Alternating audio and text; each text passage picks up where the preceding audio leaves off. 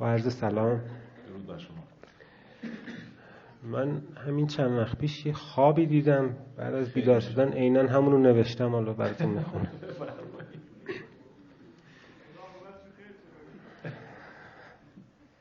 عاقبت شعر یا منو؟ به قول آقای بانی اردوغانی. اسمشو گذاشتم محکمه الهی، چون رفتم به قیامت و این حرفا. یه شب که من حسابی خسته بودم، همینجوری چشامو بسته بودم، سیاهی چشام یه لحظه سر خورد. یه دفعه مثل مرده ها خوابم برد.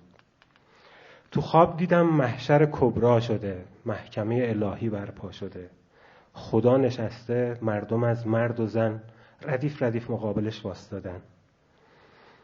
چرتکه گذاشته و حساب میکنه، به بنده هاش عتاب خطاب میکنه، میگه چرا این همه لج میکنید، راهتون رو بی خودی کج میکنید. آیه فرستادم که آدم بشید، با دلخوشی کنار هم جمع بشید، دلای غم گرفته رو شاد کنید، با فکرتون دنیا رو آباد کنید. عقل دادم برید تدبر کنید، نه اینکه جای عقل رو کاه پر کنید. من بهتون چقدر ماشاءالله گفتم، نیافریده باریکالله گفتم. من که هواتون همیشه داشتم، حتی یه لحظه گشنتون نذاشتم، اما شما بازی نکرده باختید، نشستید و خدای جعلی ساختید. هر کدوم از شما خودش خدا شد، از ما و آیه های ما جدا شد. یه جو زمین و این همه شلوغی، این همه دین و مذهب دروغی. حقیقتا شماها خیلی پستین، خر نباشین گاو و نمیپرستین. از توی جمع یکی بلند شد ایستاد، بلند بلند هی صلوات فرستاد.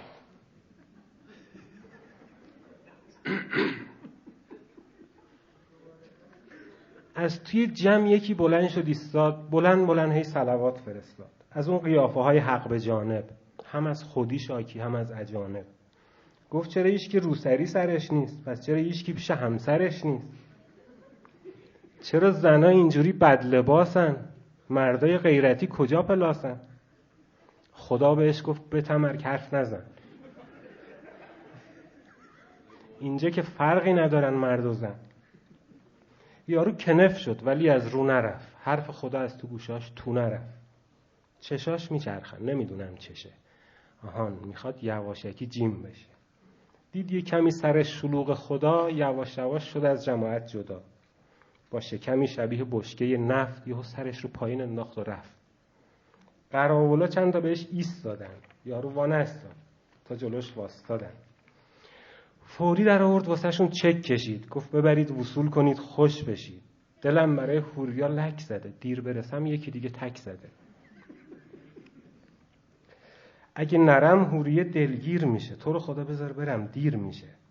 قراول حضرت حق دمش گرم، با رشوه خیلی کلون نشد نر. گوشای یارو رو گرفت تو دستش، کشون برد یه جایی بستش. رشوه حاجی رو ضمیمه کردن، توی جهنم اونو بیمه کردن. حاجیه داشت بلند بلند قر میزد، داشت روی اعصابا تلنگر میزد. خدا بهش گفت دیگه بس کن حاجی، یه خودم حبس نفس کن حاجی. این همه آدم رو معطل نکن، بگیر بشین اینقدر کلکل نکن. یه عالمه نامه داریم نخونده، تازه هنوز کرات دیگه مونده. نامه تو پر از کارهای زشته، کی به تو گفته جات توی بهشته؟ بهشت جای آدمای باحاله، ولت کنم بری بهشت؟ محاله. یادته که چقدر ریا میکردی، بنده های ما رو سیا میکردی، تا یه نفر دور برت میدیدی چقدر ولزالین رو میکشیدی.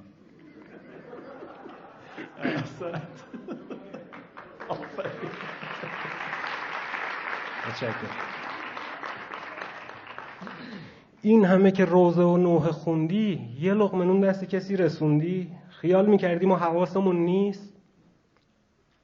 نظم و نظام هستی کشکی کشکیست. هر کاری کردی بچه ها نوشتن، میخوای برو خودت ببین تو زوم کرد.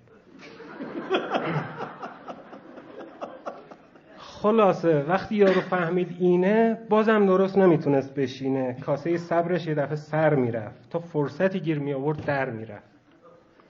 قیامت اینجا عجب جاییه، جون شما خیلی تماشاییه.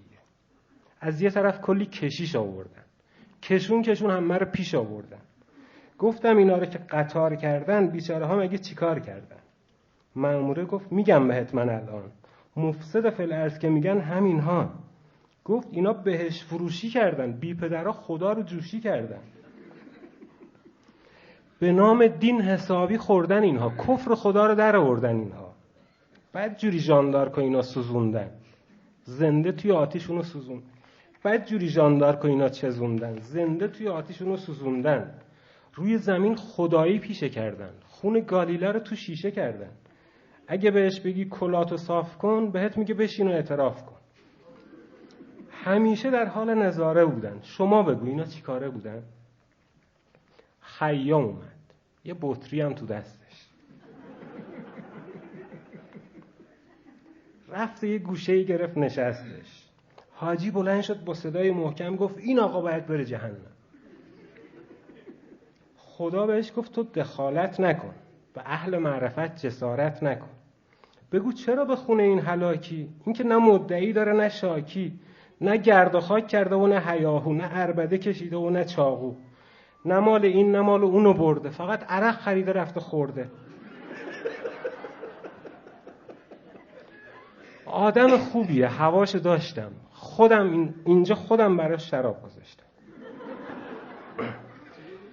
یهو شنیدم ایست خبردار دادن، نشسته ها بلند شدن واسطادن. حضرت اسرافیل از اون ور اومد، رفت روی چارپایه و چند تا سور زد. دیدم دارن تخت روون میارن، فرشته ها رو دوششون میارن. مونده بودم که این کیه خدایا؟ تو محشر این کارا چیه خدایا؟ فکر میکنید داخل اون تخت کی بود؟ الان میگم، یه لحظه. اسمش چی بود؟ همون که کارش عالی بود، اون که تو دنیا مثل توپ صدا کرد، همون که این لامپا رو اختراع کرد، همون که کارش عالی بود، اون دیگه. بگید بابا، توماس ادیسون دیگه. خدا بهش گفت دیگه پایین نیا، یه راست برو بهش پیش انبیا. وقتو تلف نکن توماس، زود برو، به هر وسیله‌ای اگر بود برو. از روی پل نری یه وقت میافتی، میگم هوایی ببرند و مفتی.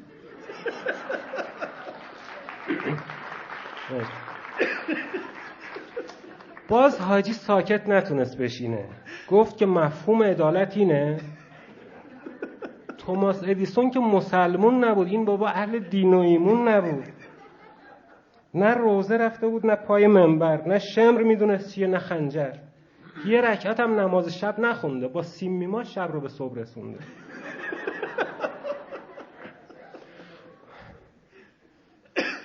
حرفای یارو که به اینجا رسید، خدای آهی از ته دل کشید. حضرت حق خودش رو جابجا کرد، یکم به این حاجی نگاه کرد. از اون نگاه‌های عاقل‌اندر، سفیهشو باید بیارم اینور.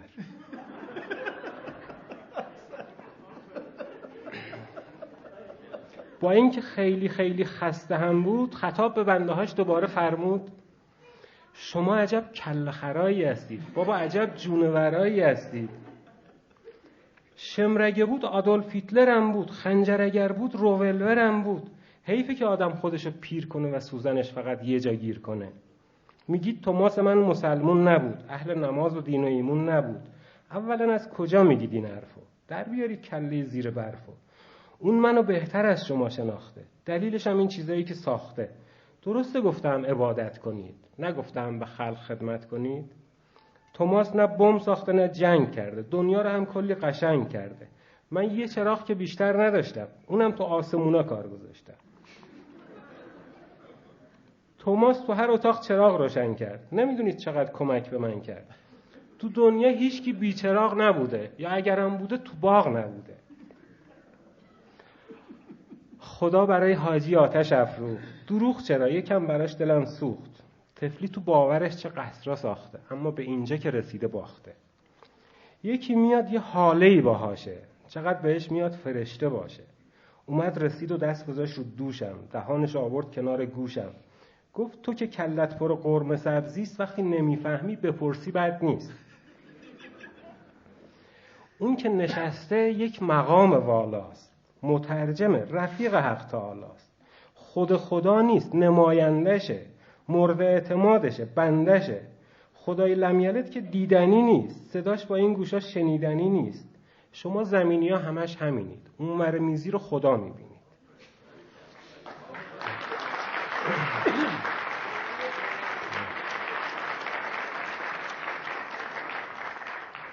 شما زمینی ها همش همینید، اونور میزی رو خدا میبینید. همینجوری میخواست بلندشه، نم نم گفت که پاشو باید بری جهنم.